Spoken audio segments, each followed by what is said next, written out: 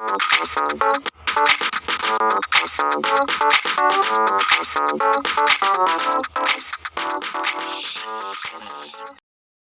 do you think would be the effect of ICT in your everyday lives, in your strand or course? Yes.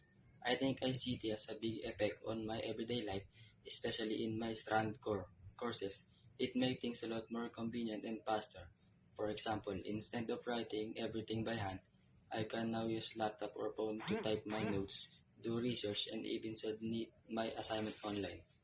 In our strand, like Ethereum, STEM, ABM, or any others, ICT help us access a lot of resources that are available in books.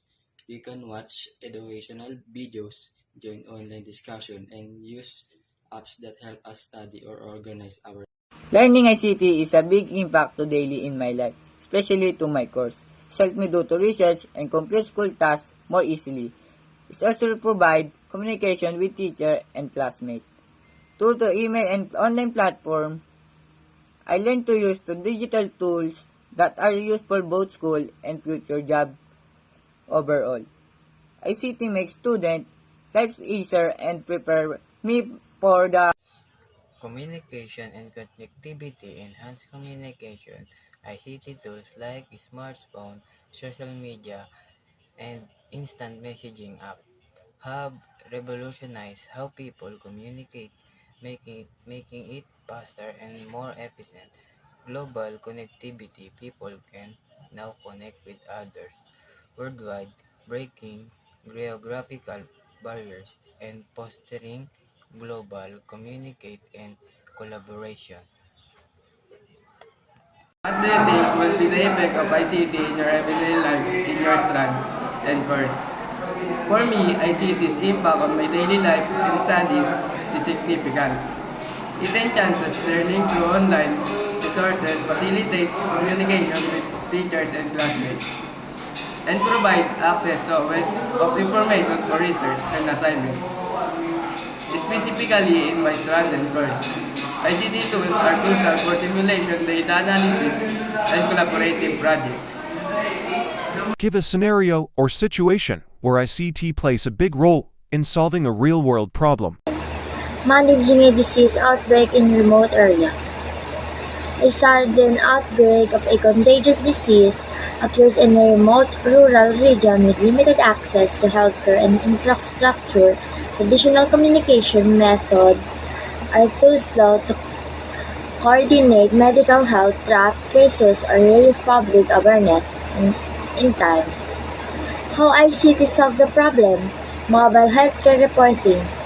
Healthcare workers in the field using mobile app to report new cases in real time. These reports are sent to a central database accessible by government health agencies and NGOs. Give a scenario or situation where ICT plays a big role in solving a real-world problem. ICT becomes the bridge that helps people close gaps in so many ways. For example, in our environment, with the help of ICT, the weather can be forecasted, keeping us informed. Another example is in healthcare, where information can be easily accessed.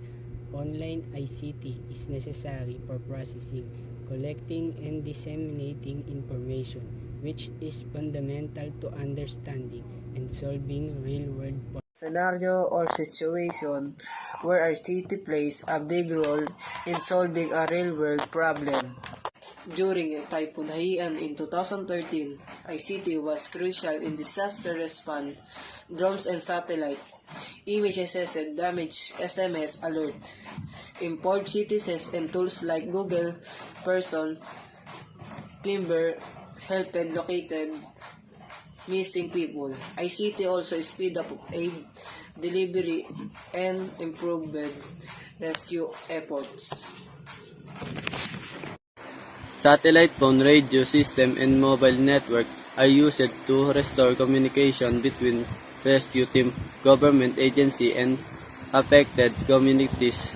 Drone and GIS are used to map damaged areas and identify where help is needed most urgently.